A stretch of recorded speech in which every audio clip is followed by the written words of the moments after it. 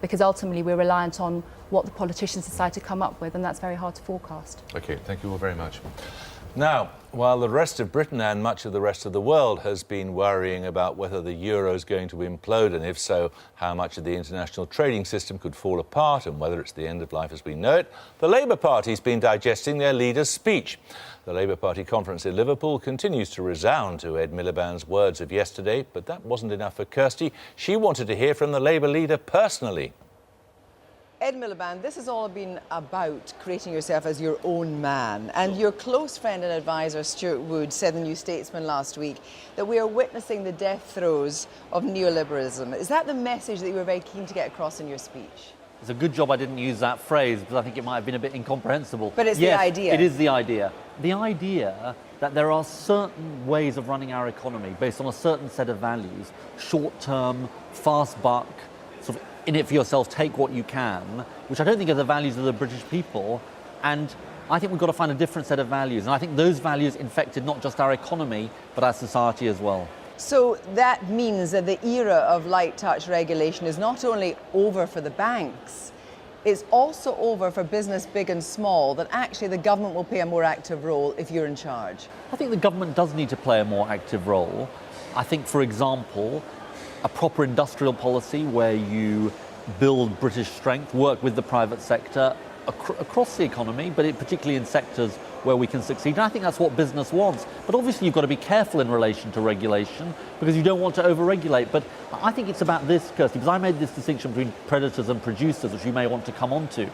It's about business practice and what rules the system encourages. And does it encourage rules which build long-term wealth for your economy, or does it encourage practices which, if you like, engage in much shorter-term practice? Well, we'll come on to rules and whether they're good or bad things in a moment. But Adam Smith, who, of course, as you know, was Gordon Brown's favourite philosopher, said that it's not from the benevolence of the butcher, the brewer, the baker that we can expect our dinner, but with regard to their own self-interest. Was he wrong?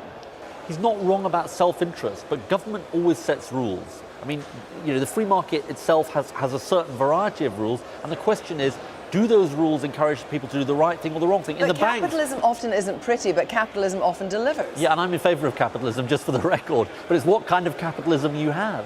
Just on this point, though, of changing the system and having a different set of values, I mean, neoliberalism isn't exactly out of vogue in Europe. You know, where are the Social Democrats, apart from in Denmark? They're dead in the water. But I think part of the problem for Social Democrats is that there was an old way of doing things, which was you say, look, we run the economy pretty much in a pretty much unchanged way, and let's use the proceeds of growth to invest in public services, tackle poverty. Now, that was the new Labour model. Now, that model had advantages, but it also had disadvantages. And what were the disadvantages? The disadvantages were it didn't change the way our economy worked enough. We had higher inequality, not lower inequality. And also, for the next 10 years, there isn't going to be lots of money around. That model, that route to social justice, is not open to us in the way it was before. In your world, yeah, who decides who are the predator companies and who are the producer companies? It's less about deciding which companies are right and which companies are wrong. It's more about encouraging the right practices, not the wrong practices. Take a practical example. If you think about the Vickers changes that John Vickers is putting in place or recommended for the banks, that's about encouraging the banks to think in a different way and work in a different way to avoid a financial crisis. Why do I want more competition in the banks? So we get a better deal for the small businesses. So it's about creating an economy that encourages and rewards those who do the right thing, not the wrong thing. But you praised Sir John Rose for his work at Rolls-Royce. And he's now gone to work in a bank. Last week he's gone to Rothschild's. I knew you were going to say that. Which is a private... Well, did you not do your research? I did do my research. Well, why didn't you say that actually he could still be a good guy, and although Rothschild's a private bank and it's all about acquisitions, that actually...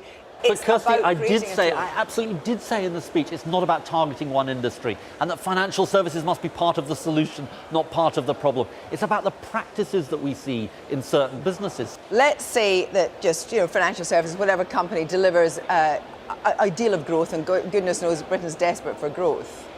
Is that bad? Because you said growth, if built on sand, if it comes from predatory activity, is growth we don't want. Are we in a position to be picky? Well, we are in a position to be picky if it turns out that it's not sustainable. Look, what happened in the banking system was that we thought lots of wealth had been created, we thought this was going to be good for Britain, and it turned out to be an incredibly shaky and unstable set of sort of built on very unstable foundations. Let's talk about the other end. You talk about the upper echelons. Allocating social housing, you said, do we treat the person who contributes to their community the same as the person who doesn't? Is this the deserving and undeserving poor? No, that's not the way I see it, because I think need isn't... Is that the way it sounds? Well, I hope it doesn't sound like that. What I see, let me explain what I think anyway. I see need as important, but William Beveridge's vision for the welfare state in the 1940s was about a welfare state that reflected contribution as well. And so I say, look, as Manchester City Council is doing, it's right to say that if you work, if you volunteer, that should be rewarded. At the moment, Some in people most places, can't work. of course, and of course Because there are no jobs. But of course you've got to take account of that. But I think the system, whether it's in relation to bankers or those on benefits, it sends signals, Kirsty. It sends signals about what kind of behaviour we want to encourage. And look, why does this matter so much? It matters so much. Let me just make this point. It matters so much because the British people, the people who are going out, working hard, slogging their guts out, think, well, hang on a minute. If people get social housing, if people are at the top of society, I want it based on a deal. I want it based on a bargain, as I said yesterday. So, you want people to be given sort of extra points on the housing list for doing good deeds. Is there a kind of tick list? Because this is very arbitrary. I know, but look, can I just say, look, the way these housing allocations decisions get made is by local authorities. It's not Ed Miliband sitting in Whitehall deciding about Mrs. Jones or Mr. Smith getting their house. No, Sadiq Khan says it's about either being a school governor, perhaps, or volunteering in your church. Let me be very clear. This is very arbitrary. Well, let me be very clear about the proposal and take it from me as the leader.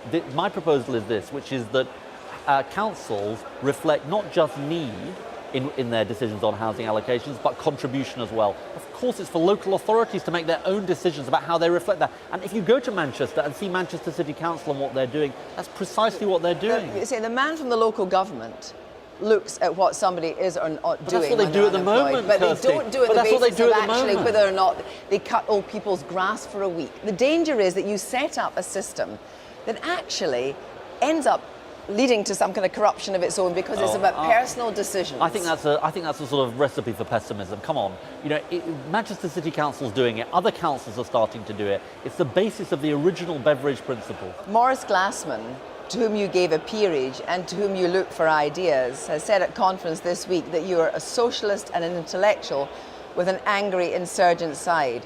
Isn't your problem that he's right? Well, I don't know what that means, but anyway. You don't know what being a socialist and intellectual is like? Well, look, what I know... Are you a socialist and an intellectual? What I know is I'm someone who wants to change Britain. I'm a democratic socialist. It says it on our party card.